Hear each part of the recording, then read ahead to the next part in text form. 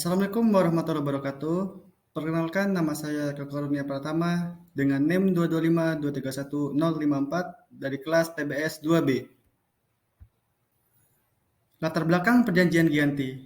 Perjanjian Giyanti ditandatangani pada tanggal 13 Februari 1775 antara pihak VOC dan dua raja besar di Pulau Jawa, yaitu Sultan Pakubuwono III dari Mataram dan Mangkubumi yang kemudian dikenal sebagai Sultan Hamengkubuwono I dari Yogyakarta.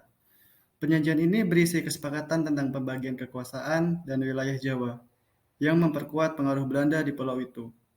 Perjanjian ini berawal dari perselisihan antara Pakubuwono III dan Mangkubumi atas tahta Mataram setelah kematian Pakubuwono II. Perselisihan ini berhasil dimanfaatkan oleh Belanda untuk memperluas pengaruhnya di Jawa, dan akhirnya berhasil memediasi perundingan antara kedua belah pihak yang berkonflik melalui perjanjian yang dikenal sebagai Perjanjian Giyanti. Tujuan Perjanjian Giyanti. Tujuan utama dari perjanjian ini adalah untuk mengakhiri perang saudara yang telah berlangsung selama lebih dari 1 dekade antara pihak-pihak yang berselisih dalam Kerajaan Mataram dan untuk menyelesaikan perselisihan kekuasaan antara Pakubuwono III dan Mangkubumi. Perjanjian ini membagi Kerajaan Mataram menjadi dua wilayah, yaitu Kasunanan Surakarta yang diberikan kepada Pakubuwono III dan Kadipaten Mangkunegaran yang diberikan kepada Mangkubumi. Sebab terjadi Perjanjian Giyanti. Yang pertama, konflik antara Mataram dan VOC. Sebelum Perjanjian Giyanti ditandatangani, terjadi konflik antara Kerajaan Mataram dengan VOC. Konflik ini terjadi karena kedua belah pihak memiliki kepentingan yang berbeda di wilayah Jawa. Mataram ingin menguasai seluruh wilayah Jawa, sementara VOC ingin menguasai wilayah-wilayah strategis untuk kepentingan perdagangan. Yang kedua, kekuatan Mataram yang semakin melemah. Pada saat itu, kekuatan Kerajaan Mataram sudah semakin melemah. Hal ini disebabkan oleh perang saudara yang terjadi di dalam kerajaan serta konflik dengan VOC yang berkepanjangan. Mataram merasa bahwa mereka tidak bisa lagi mengatasi masalah ini sendirian dan membutuhkan bantuan VOC.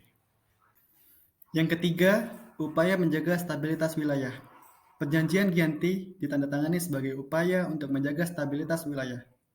VOC menyadari bahwa tanpa adanya stabilitas politik di Jawa, kepentingan perdagangan mereka akan terganggu. Oleh karena itu, mereka ingin menciptakan perdamaian dengan Kerajaan Mataram. Kemudian yang terakhir, yang keempat, pembagian wilayah yang jelas. Salah satu isi dari Perjanjian Giyanti adalah pembagian wilayah antara Mataram dan VOC. Hal ini dilakukan untuk menghindari konflik di masa depan dan menyelesaikan konflik yang sudah terjadi. Akibat Perjanjian Giyanti. Yang pertama, terbentuknya kerajaan-kerajaan baru. Setelah pembagian wilayah antara Mataram dan VOC, terbentuklah dua kerajaan baru yaitu Kesultanan Yogyakarta dan Kasunanan Surakarta. Kerajaan-kerajaan baru ini diakui oleh VOC dan dijadikan sebagai mitra perdagangan yang penting. Yang kedua, meningkatnya pengaruh VOC di Jawa. Setelah Perjanjian Giyanti, VOC semakin memperluas pengaruhnya di Jawa. Mereka memanfaatkan wilayah-wilayah yang mereka dapatkan untuk memperluas kekuasaan dan meningkatkan perdagangan mereka di Jawa. Hal ini membuat VOC semakin kuat di wilayah Indonesia. Yang ketiga, melemahnya kekuasaan Mataram. Mereka kehilangan wilayah-wilayah penting seperti Surakarta, Yogyakarta, dan Semarang. Selain itu, mereka juga harus membayar upeti kepada VOC sebagai bentuk pengakuan atas kekuasaan VOC di Jawa. Hal ini membuat Mataram semakin terpuruk dan akhirnya runtuh pada tahun 1755. Yang keempat, terjadinya pembagian wilayah. Wilayah yang diberikan kepada VOC meliputi daerah-daerah penting seperti Surakarta, Yogyakarta, dan Semarang. Sementara itu, Mataram hanya mendapatkan wilayah-wilayah kecil di sekitar Surakarta dan Yogyakarta. Pembagian wilayah ini membuat VOC menjadi semakin kuat dan dominan di Jawa. Perang Suksesi Mataram. Sebelum Perjanjian Giyanti ditandatangani, terjadi perang saudara di Kesultanan Mataram yang dikenal dengan sebutan Perang Suksesi Mataram. Perang ini terjadi karena adanya perselisihan di antara para penguasa Mataram yang bersaing untuk menduduki tahta kesultanan. Perang ini berlangsung selama beberapa tahun dan mengakibatkan banyak kerusakan di Jawa Tengah.